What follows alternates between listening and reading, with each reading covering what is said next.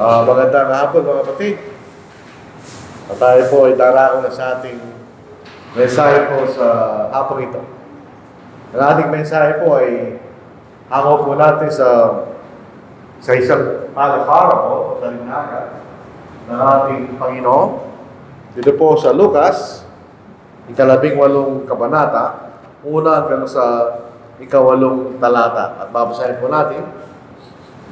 At isinalaysay ni Jesus sa kanila isang talinhaga o isang parable kung paano sila dapat laging manalangin at huwag manlupaypay. Sinabi niya, sa isang lungsod ay may hukom na hindi natatakot sa Diyos at walang taong iginagalang. At sa lungsod na iyon ay may isang babaeng balo na laging pupunta sa kanya na nagsasabi, bigyan mo ako ng katarungan laban sa aking kaaway. May ilang panahon na siya'y tumatanggi. Subalit pagkatapos ay sinabi sa kanyang sarili, bagaman ako hindi natatakot sa Diyos at hindi gumagalang sa tao. Subalit dahil ginagambala ko ng balong ito, bibigyan ko siya ng katarungan. Kung hindi, magsasawa ako sa kanyang patuloy na pagpunta rito. At sinabi ng Panginoon, pakinggan ninyo at sinabi ng masamang hukom. At hindi mabibigyan ng Diyos ang katarungan ang kanyang mga pinili na sumisigaw sa kanya araw at gabi. Kanya bang matitiis sila? Sinasabi ko sa iyo, mabilis niyang bibigyan sila ng katarungan. Gayunman, pagparito ng anak ng tao, makakatagpo kaya siya ng pananampalataya sa lupa. Yun po ang kakuha ng talinhaga. Dito po sa ating chart, nilagay po natin yung huling tanong ng Panginoon. Gayunman, pagparito ng anak ng tao, makakatagpo kaya siya ng pananampalataya sa lupa. Nevertheless, when the Son of Man comes, will He really find faith on the earth? Makakasumpo kaya siya ng pananampalataya sa lupa. Ito po yung English, pero binasa na po natin sa ating wika. Dito po sa parable, dito sa Tagalog, lahat ng talinhaga kanya. Pero actually, maraming klaseng talinhaga. At ang particular na talinhaga po rito ay isang parable kanya. Pag sinasabi natin parable, ito ay isang kasaysayan na totoong nangyayari sa araw-araw, pero ito ay ginagamit para magturo ng isang spiritual na aral. Yun ang parable. Ang parabola kanya, side by side. Yung kwentong nangyayari sa mga araw-araw na nagtuturo ng spiritual na aral. Yung po tinatawag ng parable kanya. Yung dalawa po pangunahing karakter sa talinhagang ito. Yung judge at saka yung widow kanya. Ako, ngayon, nagtataka ako bakit yung lalaki widower. Tapos yung babae widow. Hindi ko mag-gets eh. Pero pag widow, ito yung babaeng balo. Isa babaeng namatay ng asawa. At ito yung judge. Ito dalawa sila. Doon sa talinhagang ginamit na ito ng ating Panginoon. So yung judge at yung widow, yung babaeng balo. Ito pong judge dito. Siguro katulad ng maraming judge ngayon, siya po hindi natatakot sa Diyos. Kapag kayo isang judge, hindi natatakot sa Diyos, pwede mo dayain yung hatol mo, di ba? Marami tayong babalitaan na nababayaran ng judge. Walang takot sa Diyos. Hindi sila sumusunod doon sa kalooban ng Diyos o hindi sila natatakot sa Diyos sa kanilang ginagawang paghahatol sa mga tao o sila ay may intensyon na sumunod sa Diyos. Dahil pinag-uusapan ito ay judge sa bansang Israel. Di ba? So siya hindi natatakot sa Diyos. In other words, sa kanyang mga paghatol, wala siyang pakialam sa Diyos. Kasi kung tayo po ay natatakot sa Diyos, pag ikay ahatol na matwid na paghatol. Sabi nga po ng Panginoon sa John, judge righteously.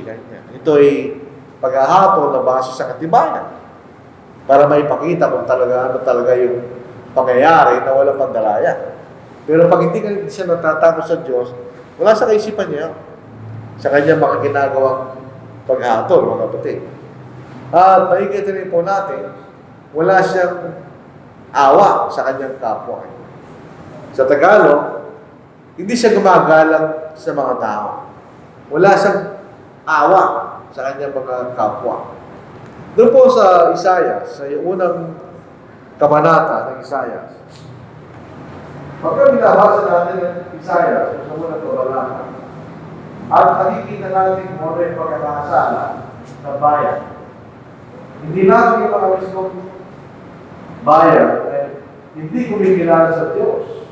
Sabi nga ng Panginoon, mabuti pa kanya yung mga hayop, may kinikilala nila kailang Panginoon, kanya. Ang aking bayan, hindi ako kilala kanya. Hindi sila sumusunod sa kalooban ng Diyos. Makikita natin. So dito po sa ni Isaiah. Dito po sa Isaiah chapter 1, makikita nyo ang reklamo ng Diyos. Yung mga namamahala sa pamahalaan ay walang katarungan. Ninanakawan nila yung mga tao. Sabihin, kasama na siguro itong mga judge na ito. So wala silang awa sa kanilang kapwa tao. Itong judge na ito. Pasinin po nyo sa kautsan ni Moises. Dahil kayo isang judge, pag mayroong mga bagay na sabihin, injustice na ginagawa ng mga tao, ikaw ang bahala na ayusin mo. Makikita natin. Dito po sa Exodus chapter 22, pasinin natin ito yung kaso ng isang babaeng balo na humingi ng katarungan dahil siya ay inagrabyado ng kaaway niya. So dito po sa talatang babasahin natin, tingnan nyo ang gawain doon. Huwag ninyong pahihirapan ang sino mong babaeng balo o batang ulila. Kung inyong pahihirapan sila sa anumang paraan at dumaing sa akin, tiyak na aking diringgin ang kailang daing.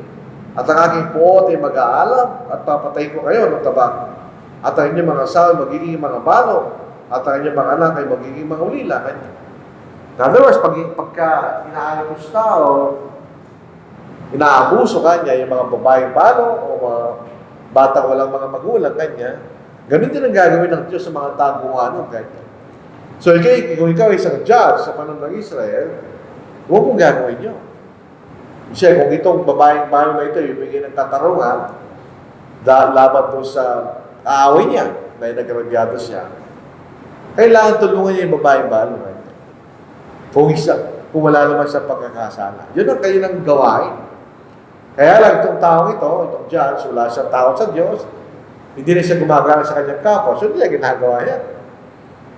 Hindi niya ginagawa yan dahil yun ang kanyang pag-uugali, hindi siya takot sa Diyos, at wala siyang pakialam sa kanyang kapwa, tao.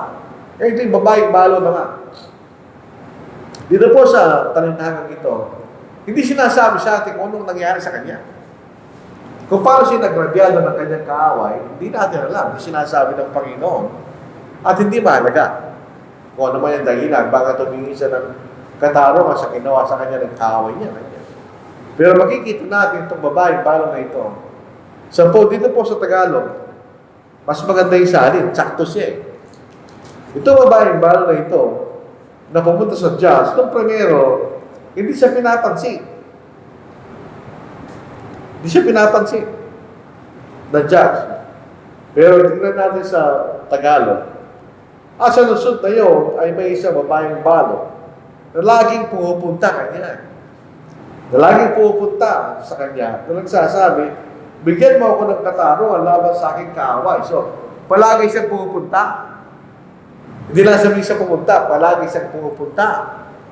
Kung sa modernong negatibong paraan na ginagamit natin, kinukulit niya yung judge. Palagi siyang pumupunta. So, dito po sa ating dito po yung King James, hindi masyadong nakikita yung palagi siyang pumupunta. Pero sa ibang mga salin, katulad ng Tagalog, pati po yung American Standard Version, 1901, she came off kanya. Yung salita nating often, galing sa salitang oft, palagi, sabihin. Yun lang po sa New American Standard Bible, yung International Version, kept coming kanya. So palagi siya pupunta sa judge. Hindi siya pinapansin eh. Pero siya lagi siya pupunta. Hindi siya pinapansin ng judge. Palagi siya pupunta. Sabihin, hindi siya nawawalan ng pag-asa. Lagi siyang pupunta doon sa judge para kulitin niya yung judge na bigyan siya ng katarungan laban sa kanyang kaaway. So palagi siyang pupunta. Yan ang isang karakteristik ng babaeng balo na ito. Hindi siya nag-give up. Palagi siyang pupunta niya. Hindi ako pinapansin, pupunta na muli bukas. Hindi pa siya babalik ako niya. So eventually, makikita natin, siyempre nakukulitan yung judge. Lagi pupunta ito kanya. Basahin po lang sa verse 4, sa Tagalog. May ilang panahon na siya'y tumatanggi. Sabi sabihin, yung pagpunta ng babaeng balo, tumatanggi yung judge. Wala pa kinap sa'yo. Kaya ano nangyari sa'yo, dahil kayo inagrabihan ng kayo, wala kang pakinap kanya. Yun ang tinatanggi siya eh. Pero din sabi niya, sa palaging pagpunta ng babaeng balo, hindi siya nag-give up. Eventually, nag-give in yung ano, siya, sige, ano, sabi rito. May ilang panahon na siya'y tumatanggi. Subalit pagkatapos ay sinabi sa kanyang sarili, bagamat ako hindi matatakot sa Diyos. In other words, hindi ko siya bibigyan ng katanungan dahil ako'y takot sa Diyos. Dahil ito, nararapat kong gawin. Hindi yung ganyan. Kasabi rito, at hindi ko magalang sa tao kanya. Wala akong paggalang sa tao kanya. Kami sabihin, ano kung siya'y nagrabyado kanya? O kayo siya pa ng judge. Subalit dahil ginagambala ako ng balong ito, dumating ang punto na nainis na siya. Ginagambala ko nito ay babaeng balong ito. Bibigyan ko siya ng katarungan. Kung hindi ay magsasawa ako sa kanyang patuloy na pagpunta rito kanya. So kaya siya binigyan ng katarungan para mahinto na yung babaeng balong sa pagpunta sa kanya. Baka magsama ako kahit sa pagpunta ng babaeng balong ito kanya. So, pagbibigay ng katarungan, ay hindi dahil natatakot sa Diyos, na yun ang dapat niyang gawin ayon sa kautusan ng Diyos. O meron siyang awa sa babaeng balong.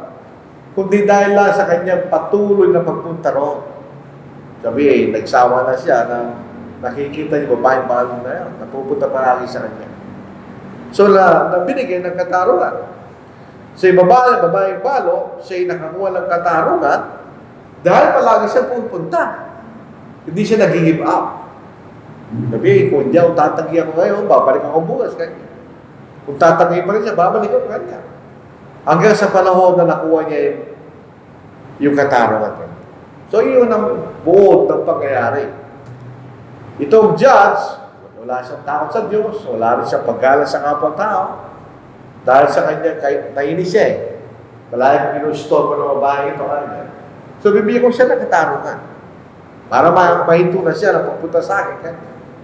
At nagtagumpay yung babaeng balo dahil sa kapupunta niya, persistence.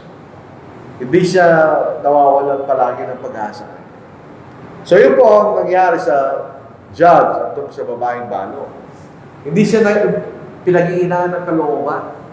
Kahit tinatanggihan siya ng judge, wala pa ka ng judge eh. Hindi siya nawawalan ng pag-asa. Hindi siya madaling mawalan ng pag-asa. Siya persistent.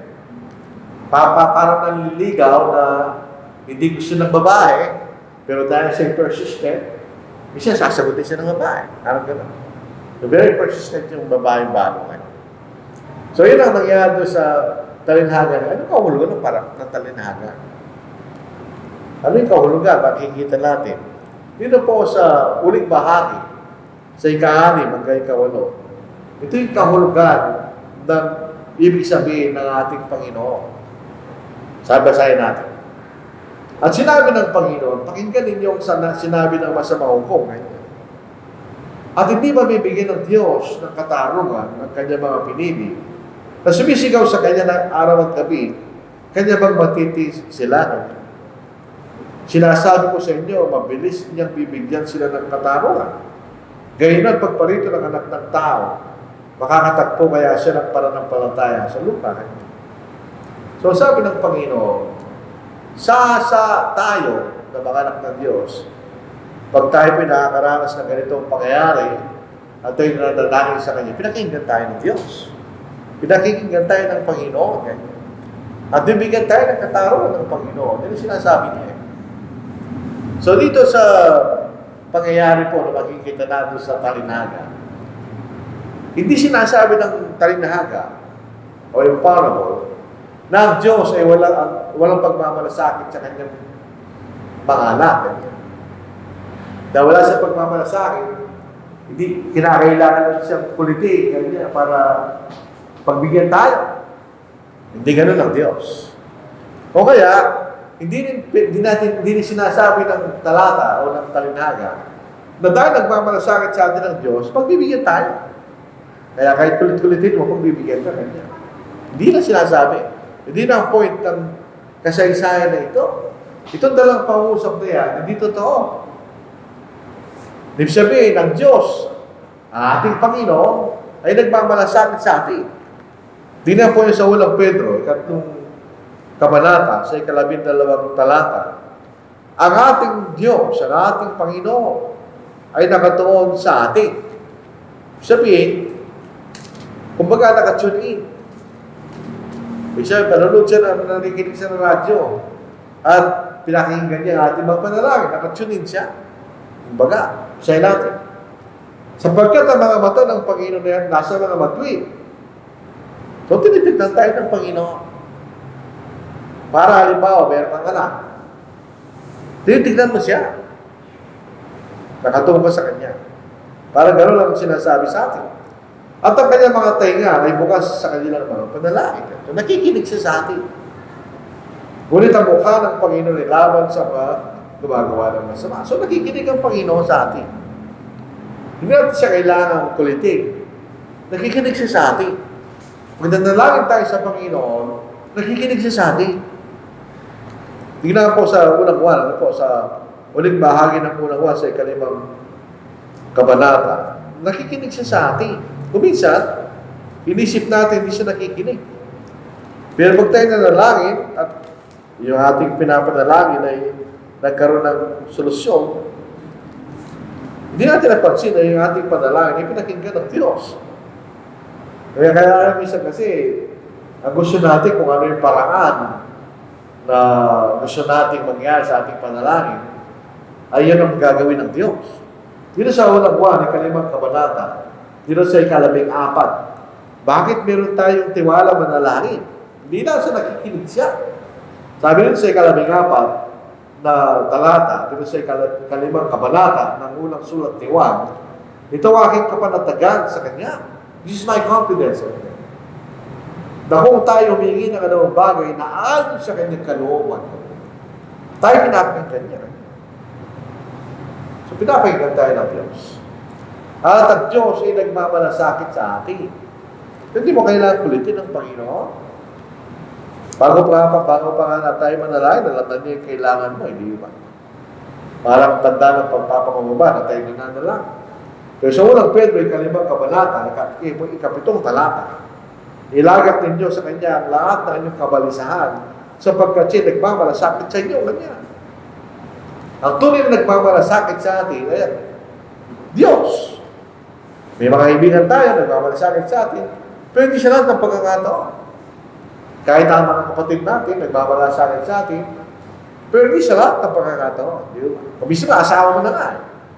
Minsan hindi rin nagmamalasakit sa ibang pagkakataon. Pero ang Diyos sa lahat ng pagkakataon, siya nagmamalasakit sa atin. Siya lang. So, meron tayong kapanatagan kapag tayo pinananalangin sa Diyos. Ang punto ng talagnahaga na nakikita natin, kahit yung babaeng balo, ang kanyang nilalapitan na judge ay walang Diyos, hindi naniniwala at natatakot sa Diyos, at sa po hindi matwid na judge. Siyempre, kung gano'n ang judge, mahirapan ka na makakuha ng katarungan. Hindi siya natatakot sa Diyos. Hindi siya matwid. Anong mapapala mo doon? Pero hindi siya, sabi nga natin, hindi siya nawala ng pag-asa. Nagpatuloy siya. Sa gitna ng mahirap na landas na makuha niyang katarungan, nagpatuloy siya. Imagine niyo ang usapan ng dalawa. Pupunta yung babaeng balo, humingi pa ko ng katarungan sa ginawa sa akin ng kaaway. Sabi na, wala pa pakilang sa'yo. Tapos, aalis, babalikan naman. Humingi po ng katarungan doon sa ginawa sa akin na ako, pakialam sa'yo. Yun ang nangyari doon. Tinatanggihan ng judge. Yung babae balo. Pero hindi siya nawalan ng lakas ng loob at pag-asa. Hanggang nakita natin sa inyong tagumpay. Kaya pagdating po sa kahulugan ng talata, tayo po mga Kristiyano, kahit sino man sa mundong ito, actually, nakakaranas tayo ng mga injustice, mga inatrabyado tayo ng mga tao. Tayo ay magpapatuloy na tumawag at hanapin ang katarungan mula sa matwid, ang mabuti at mapawain Diyos.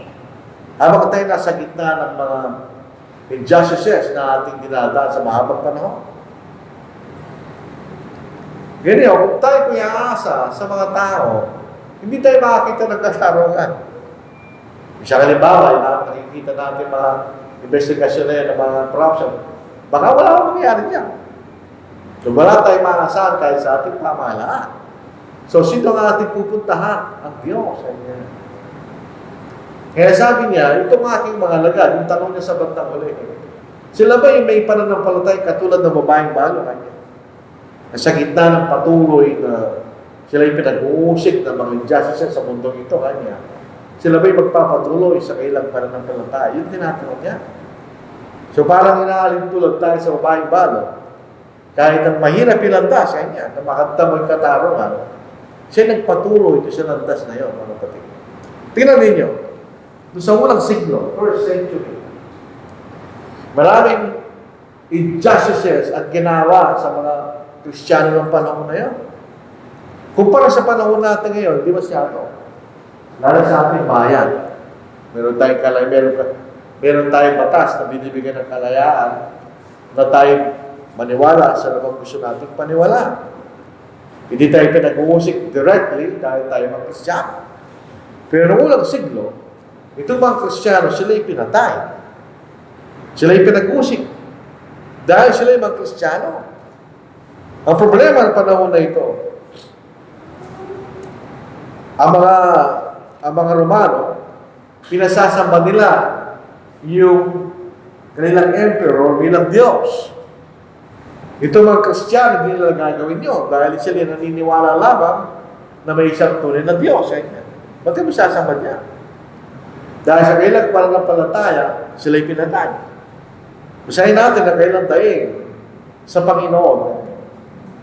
Nang buksan niya ay kalimang tatak o seal, ay nakita ko sa ilalim ng dambana ang mga kaluluwa ng mga pinaslang. So sila'y pinatay.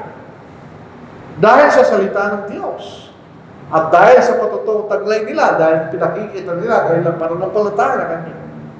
Sila'y sumigaw na may malakas na tinig, kailan pa o makapangyarihang Panginoon, banal at totoo, bago mahatulan at ipagiganti ang aming dugo sa mga naninira sa ibabaw ng lupa kanya. Kami ginawa ng injustice. Kami na igrabyado ng mga Romano. Kami pinatay. Dahil sa aming pananampalataya sa iyong Panginoon, kailan mo kami paghiganti kanya? Yung mga ilang klaseng grupo ng mga halimbawa, Jehovah's Witnesses, hindi sila naniniwala na ang Diyos ay maghiganti. Hindi sila maniniwala na yung mga tao hindi sumasampalataya sa Diyos ay parurusahan ng Diyos sa impyerno. Hindi sila naniniwala ito. Pero totoo, ang Diyos ay naghihiganti. Sa ikalabing isa. At ibinigyan ang bawat isa sa kanila ng isang puting balabal at sa kanila sinabi na magpahinga pa sila ng kaunting panahon hanggang sa mabuo bilang ng kanilang kapwa-alipin at ng kanilang mga kapatid na mga papatay tulad nila. So hanggang kailan ganyan? Hanggang mamatay kayong lahat. Siyempre, papatayin sila ng mga nag-uusik sa kanila. Pag nangyari na yung kanya, maghihiganti ko, sabi ng Panginoon. Alang-alang sa inyo. Siya ba'y naghihiganti? Siya ba'y nagbigay ng katarungan sa mga Kristiyano pinatay dahil sa kailang pananampalataya? Oo. Bago natin matapos sa aklat ng Apocalypse 6, doon po sa Revelation 19, ano po? Verse 1 and 2. Ginawa ng Panginoon. Pinagiganti niya ang kanyang mga alagad na pinatay. Sila'y pinatay. So, anong ginawa ng Panginoon? Pinatay rin sila.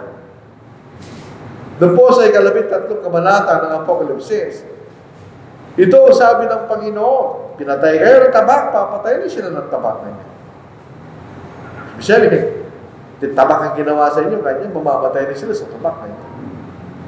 So, sila'y namatay, kasahin natin. Dito po sa Apokalipsis, chapter 19, verse 1 and 2. Pagkatapos ng mga bagay na ito, ay narinig ko gaya ng isang malakas na tinig ng napakaraming tao sa langit na nagsasabi, Hallelujah! Na ibig sabihin ay purihin ng Panginoon. Ang kaligtasan at kalalatihan at kapangyarihan ay naukol sa ating Diyos sapagkat tunay at matuwid ang kanyang mga paghatol. So, umahatol ang Diyos. At ang kanyang kahatulan ay matuwid at tunay. Hindi katulad ng judge na yun, na nakita natin sa parable. Hinatulan niya ang tanyag na mahalin na babae. Yun ang syudad ng Rome ay nilarawan bilang isang patutog ganyan. Nalabakas nagpasama sa daigdig sa pamamagitan ng kanyang pagkikiyapit. At ipinagiganti ng Diyos ang dugo ng kanyang mga lipin laban sa babae. So sila ipinagiganti ng Diyos. Later on, itong Roman Empire ay nadaig. So sa pamamagitan ng Diyos. Ginamit yung mga kaaway ng Roman Empire, sila nadaig. At makikita natin, sa Rome, sa panahon ngayon, walang mga Romano.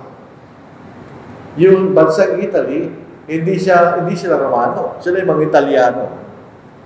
Yung salita ng mga Romano ay Latin, na iba sa Italiano, hindi sila magkapareho. Nasaan na nagsasalita ng Latin? Wala na. Sila yung natulad ng Diyos. So ito isang halimbawa na tayo po ay paghihiganti ng Diyos.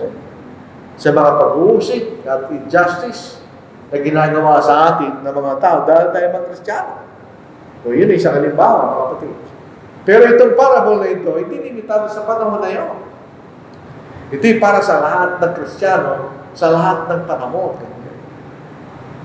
Tinuturo sa atin ng talinahagan ito na kailangan tayo magtiis kahit sa gitna ng mga injustices sa pag-uusig laban sa atin dahil tayo mga Kristiyano. Yan ang sinasabi ng talata. Dito po sa Pangalan Thessalonica, chapter 1, verse 5. Hanggang dito po sa verse 8. Noong panahon na mga kapatid dito sa Thessalonica, sila po ay ginagambala. Ginagambala magkaaway ng Ebanghelyo. So in other words, maaari sila yung pinahirapan, pinag-uusig, pinagrabyado. Pero sabi ni Pablo, ngayon basahin natin. Ito ay malinaw ang nakatibayan ng matuwid na paghatol ng Diyos. So, pansinin niyo, mayroong matuwid na paghatol ng Diyos. Ito kanyang malinaw na katibayan.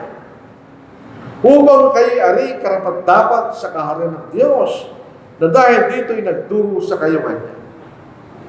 Noong panahon, ang mga Kristiyano, hindi natin katulad ngayon, dahil wala tayong pagdurusa katulad nila.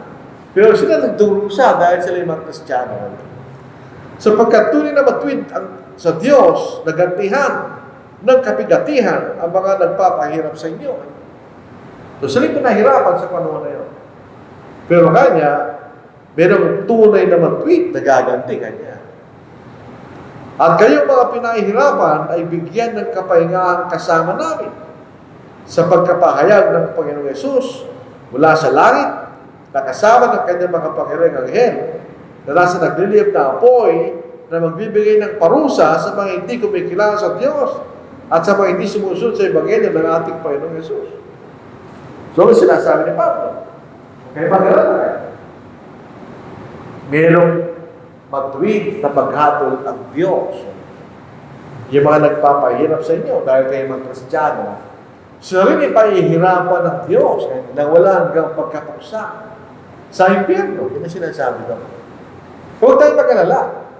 Sa ating panahon, sa ating buhay, hindi natin palagi nakakamtan ng katarungan. Misa nagtitis lang tayo, nagpapasensya ka. Pero dating ang panahon, nabibigyan tayo ng katanungan ng Diyos. Yan. Yun ang sinasabi ng talata. Maraming may makapangyarihan ngayon. Panahon nila ngayon. Pero meron tayong panahon. Dating ng Panginoon. Sila ay aatulan ng Panginoon. So makikita natin. Dito po sa Panginoon Pedro, chapter 3, verse 1. Ito po ay tumutuloy sa panahon natin. Tingnan niyo, basahin natin. Basahin natin ang kabuuan sa Panginoon Pedro, chapter 3, verse 1 to 10. Baba to 10, to 10. Mga minamahal, ito ngayon ay ikalawang sulat, may sinulat ko sa inyo. Second letter. At sa dalawa ito ay ginigising ko ang inyong tapat na pag-iisip sa pamagitan ng pagpapaalala sa inyo. Na dapat nyo maalala ang mga salitang ipinahayag noong una na mga banal na propeta at ang utos ng Panginoon tagapagligtas sa pamagitan ng inyong mga apostol. Huwag inyong kalimutan yung utos ng Panginoon. Una sa lahat, dapat inyong malaman ito na sa mahuling araw, kasama tayo, ay darating ang mga manlilibak na manlilibak at lumalakad ayon sa kanilang sarili mga pagnanasa. Ito yung mga tao hindi Kristiyano. Sila yung lumalakad sa kanilang pagnanasa. Hindi sila lumalakad sa kalooban ng Diyos. Na nagsasabi at magsasabi, nasaan ang pangako na kanyang pagdating? Sapagkat buwan pa nang mamatay ang ating mga ninuno, na nanatili ang lahat ng mga bagay sa dati nilang kalagayan mula lang pasimula ng paglalaro. So, sasabihin ng mga tao, hindi na darating ang Panginoon nyo. So, wala kayong nihintay. Sana lang, pagpapagod nyo. Hindi darating ang Panginoon nyo. Hindi sinasabi nila. Sinasadya nilang hindi pagsinin ang katotohanan ito. Na sa pamagitan ng salita ng Diyos ay nagkaroon ng langit ng unang panahon at tinanyuan ng lupa mula sa tubig at sa pamagitan ng tubig. Ibig sabihin, sinasabi rito, yung unang pagbabago yung ng maglalang ng Diyos. Pangalawa nga niya, sa panahon ni Noah, na sa pamagitan din ito, ang daigdig noon ay napawan ng tubig at nagunaw. Ito sa pamagitan ng salita ng Diyos. Ngunit sa pamagitan ng daigdig salita ng Diyos, ang kasalukuyang langit at lupa ay ingatan para sa apoy na inilaan sa araw ng paghuhukom at paglipol sa masasamang tao. So yun ang kahatulan. Yan ang katarungan. Yung masasamang mga tao ay parusahan ng Diyos. Subalit pag inyong kalintangan ang katotohanan ito, mga minamahal, ang isang araw sa Panginoon ay tulad ng 1,000 taon at ang 1,000 taon ay tulad sa isang araw. Ang ginawa ng magsasin ni Jehovah, gawa siya ng equation ay 1 day equals 1,000 years. 1 day sa Panginoon equals 1,000 years. At 1,000 years sa atin equals 1 day sa Panginoon. Hindi na sinasabi ni Pedro, gaya kanya. Ibig sabihin, nainig kayo, kanya, hindi pa dumating ang Panginoon. Ay sa isang araw ng Panginoon, 1,000 taon sa atin, kanya. Parang 1,000 taon. Ang tagal. So, kung 2,000 years na ngayon, parang 2 araw lang sa Panginoon. Bakit kayo nahilig? Hindi mabagal ang Panginoon tungkol sa kanyang pangako. Kapag hindi siya sinungaling. Nagaya ng kabagalang tinuturo ng iba. Kundi matyaga sa inyo na hindi niya ibig na sino man ipapahamak, kundi ang lahat ay dumating sa pagsisisi. Isa binibigyan tayo ng pagkakataon ng Diyos. Kaya di pa sa dumating ang Panginoon. Ngunit darating ang araw ng Panginoon na gaya ng isang magnanakaw, wala pa tayo na balita magnanakaw, nasasabihin na sa isang may-ari ng bahay, mamaya gabi pag nanakaw ko kayo, walang gano'n, di man.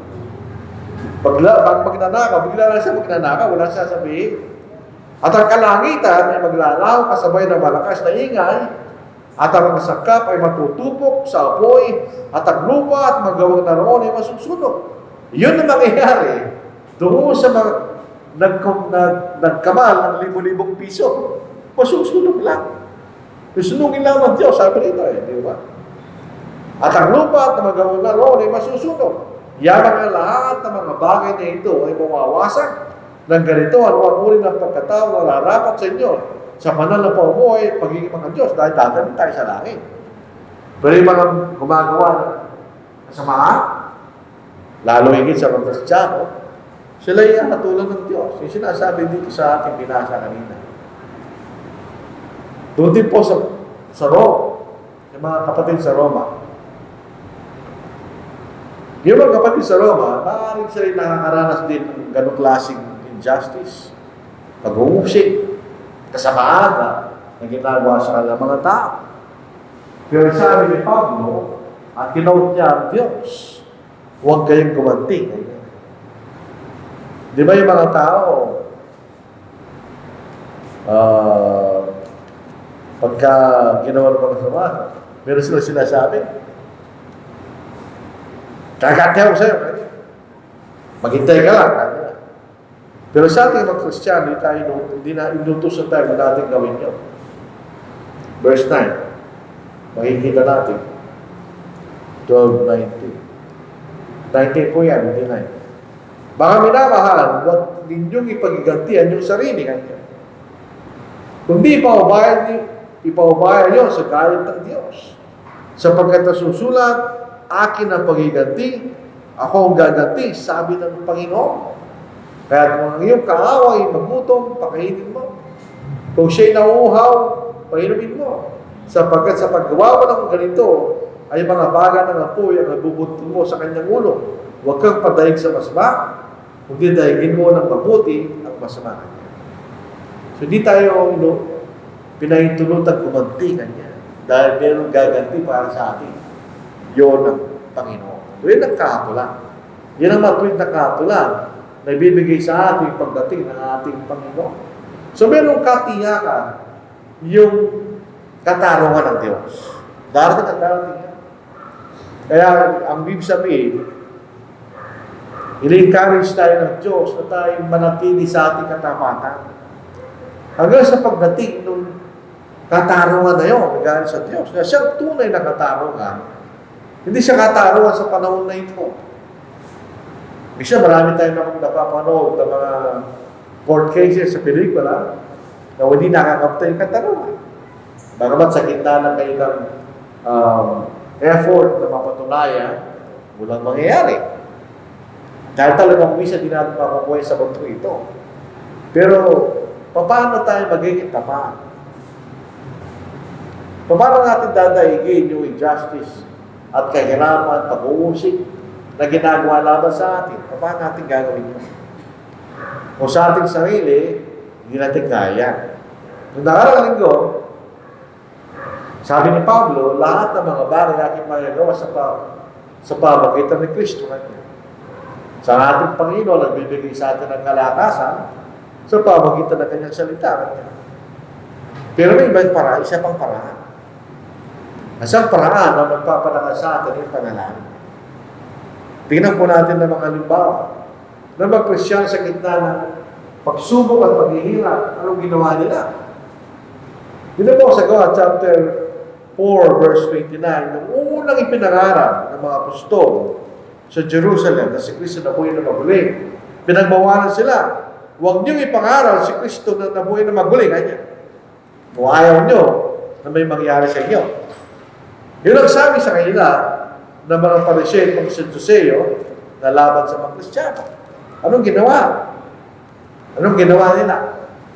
Nung si Pedro at si Juan ay naresto at sila yung pinalaya. Sila yung pinalangin. Dahil yun na isang panahon na mahirap na ipangaral ang Ebanghelyo. Dahil meron silang katunggali at kaaway na mananakit, umaring pumatay sa kanila. So, anong kalakasan nila para sila maging matapang? Masahin natin sa 4:29. Sila yung nanalangin. Humingi sila ng tulong sa Diyos. Masahin po natin. At kayo, Panginoon, sila yung nanalangin, di ba? Tignan mo kailan mga banta at ipagkalong mo sa iyong mga lipin na magpasabi ang iyong salita na may buong katapangan. Mahirap ang panahon na yun. Pero sabi niya, nananalangin sila. Nabigyan mo ang iyong mga lipin na masabi ang iyong salita na may buong katapangan. Kung na mangyari, sabi nila, na kanyang maghintuan. So sila na lalaki. Kaya hindi po si Apostle Peter na siya po ay kinulong. Anong ginawa ng mga kapatid sa tahanan ni Maria? Sila ay nananalangin. Kasahin natin sa Gawa chapter 12. Ikinulong po ni Herod si Apostle Peter. Anong ginagawa ng mga kapatid? Kasahin natin. Sila po ay nananalangin. Na kanya mga kapatid dito pumunta sa bahay ni Maria, ang ina ni Juan na tinatay na Marcos, na kinaroonan na marami nagkakatipon at nananalangin. No, si Pablo at si Silas, sila ay binilago sa lungsod ng Pilipos. Anong ginagawa nila? Sila ay nananalangin.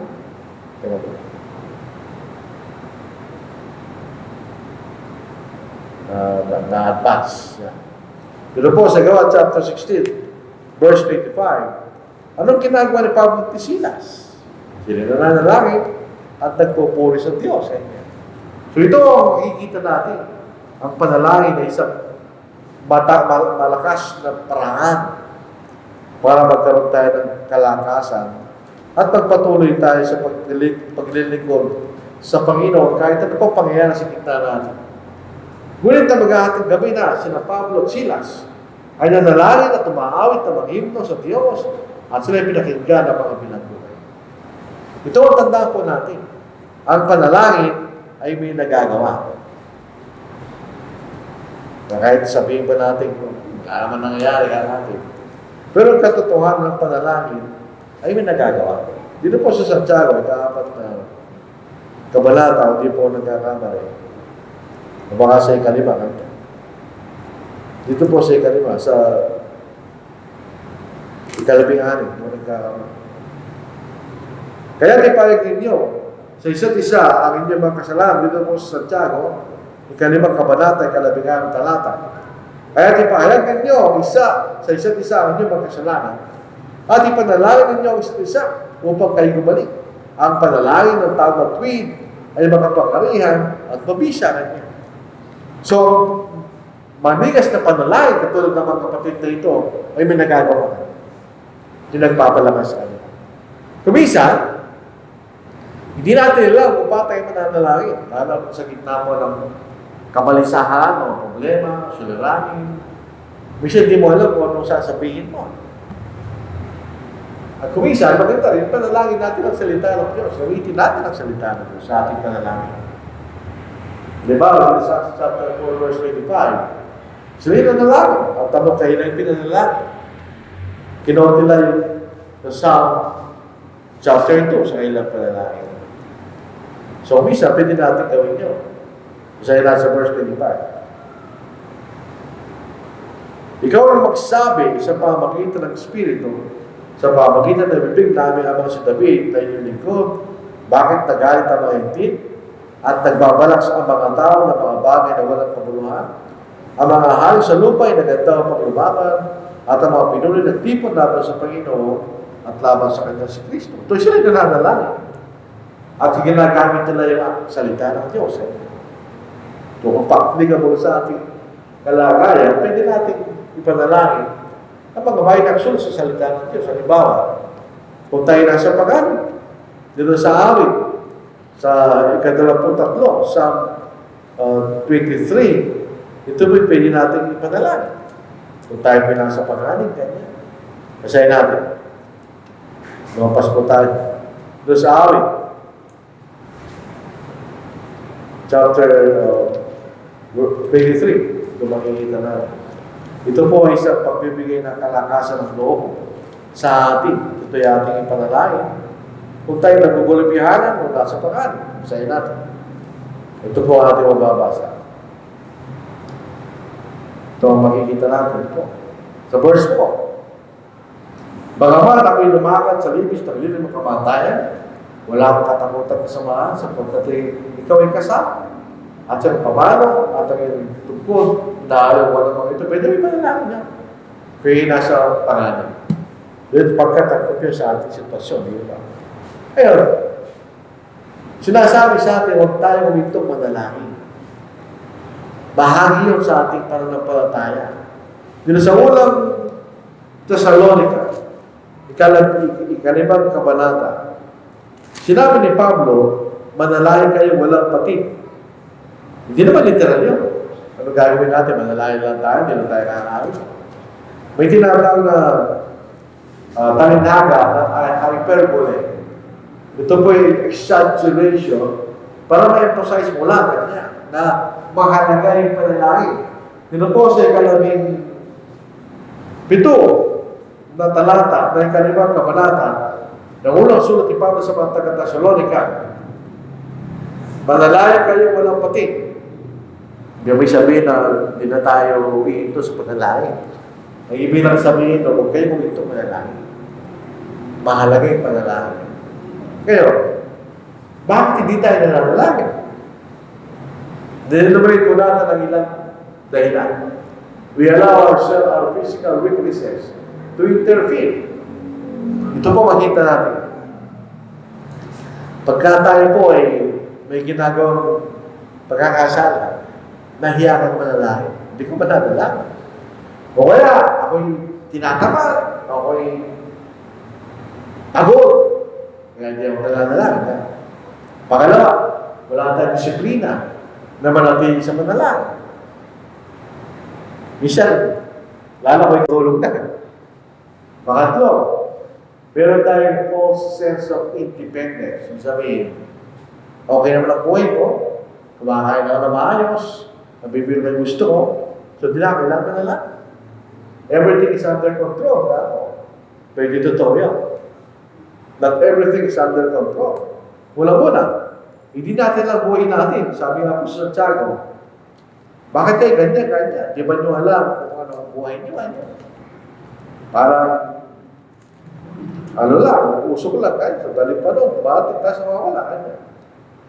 Dito po basahin natin. Sa verse 14 ng Santiago, sa ika-4 na kabanata, gayon man, ay hindi na nalaman kung ano magkaganap bukas. Ano ba kanyang buhay? Kayo ay isang singaw, sa daling panahon ay nabinitaw at pagkatapos naglalap. It's not under control. Pag naranasan yung hospital, maoperahan, makikita mo ang buhay mo, nakasalali sa isang manipis na, thread na pwede maputulan. It's not under control. O kaya wala tayong pananampalataya. Hindi tayo naniniwala na pag tayo nanalangin, tutulungan tayo ng Diyos. Ikalima, lumalaban tayo sa Diyos, siyempre. Maaaring tayo nakaranas ng kapigatidak, naniniwala sa panalangin, diba? O kaya nawala na tayo ng pag-asa sa Diyos. Without hoping God. Hindi naman sumasagot sa panalangin na yan. Kung totoo yan, pag nananalangin tayo, gusto natin, ang sagot ng Diyos, yung gusto natin sagot. Kaso ang Diyos hindi naman sasagot sa gusto natin sagot. Sasagot siya sa paraan na alam niya pinakamabuti para sa atin. Hindi gusto natin. Yun ang makikita natin. So yun ang dahilan. Isa, bakit tayo pinanalangin? Pero kailangan tayo palaging manalangin. Noong nagdala ang Panginoon ng kanyang mga lagam, siya ay nanalangin sa atin ng Gethsemane at siya rin natutulog dahil siya rin pagod. Sabi niya, kayo manalangin kanya para huwag kayo magsipasok sa tukso. So yun, magbibigay ng kalakasan sa atin ay ang tinatawag na panalangin. So bilang pagtatapos, ito talaga, talindahagang ito, kung kayo po'y pamilyar sa mga parables ng Panginoon. Kumisa, binibigay ng Panginoon ng kahulugan ng parable pagkatapos ng bigkasin ng parable. Kumisa yung parable ay self-explanatory, hindi na kailangan ipakita yung kahulugan. Pero sa talindahagang ito, nandoon sa unang talata ang kahulugan. Bumalik po tayo sa Lucas, chapter 18, verse 1. At isinasalaysay ni Jesus sa kanila ang isang talinhaga kung paano sila'y dapat laging manalangin at pagpagulupaypan. So yun ang kasaysayan ng talinhaga na binanggit ng Panginoon. So tayo manalangin palagi kanya para huwag tayo magpapaypay. So ito'y paraan na pag tayo magiging malakas sa ating pananampalataya. So sabi niya, binasa na po natin niya, When the salita is nevertheless, when the Son of Man comes, will He really find faith on the earth? Ibig sabihin, matatagpuan ko kaya ang aking mga nagaan na naging masigasig at nagpapatuloy sa pananampalataya. Ibinubuhay ba nila yung mga salita na aking pinigkas sa kanila? Yun ang tanong ng Panginoon. Masusupo ko sila kaya na katulad ng babaeng palo na naging persistent sa kanyang pag-asa. Ganon din kaya ang aking mga nagaan. Pagdating ko, matatagpuan sila na nasa pananampalataya kanya. Na sila nagpapatuloy na sigasig sa kanilang pananampalataya. Doon po sa English, wala yung da, di ba? Pero sa salita Grego, yung pinanggalingan ng ating English Bible, merong da sa faith, da faith. Siya, binubuhay ba niyo yung pananampalatayang pinahayag ko sa inyo? Merong matalo yung mga pag-uugali at nabubuhay ba ang aking mga lagaan sa tamang pag-uugali at paggawa ayon sa pananampalataya. Meron ba mga tao talagang masigasig na nananalangin at naglilingkod sa akin? Sa unang Korinto, chapter 15, verse 15, ito yan na po ating babasahin. Magkapagkaan nila po ibang mga talata. Ito ba ang aking matatagpuan sa aking mga alagaan? Sila nagpapatuloy at masigasig. Sila nananalangin at nagpapatuloy sa gitna ng mga nangyayari sa kanila. Kaya mga kapatid, kung minamahal, kayo maging matagat matatag, hindi nakikilos, lagi sa gala sa gawa ng Panginoon, yamang nalalaman ninyo hindi walang kabuluhan ang inyong gawa sa Panginoon. Nalalaman natin na tayo ay bibigyan ng katarungan ng Diyos. So, yung katanungan rin, ay nagbibigay sa atin ng dahilan para mag-isip. Ginawa lang ito sa bahagi niya. So, ginagawa ba natin ang ating bahagi? So, ito po ang kahulugan ng talinangan nito, mga kapatid. So, maraming salamat sa salita po ng Diyos. Naway ito'y magtulong po sa atin para sa ating patuloy tayo sa paglilingkod sa Diyos hanggang sa kanyang pagdating. So, tayo po ay aawit ang isang awit.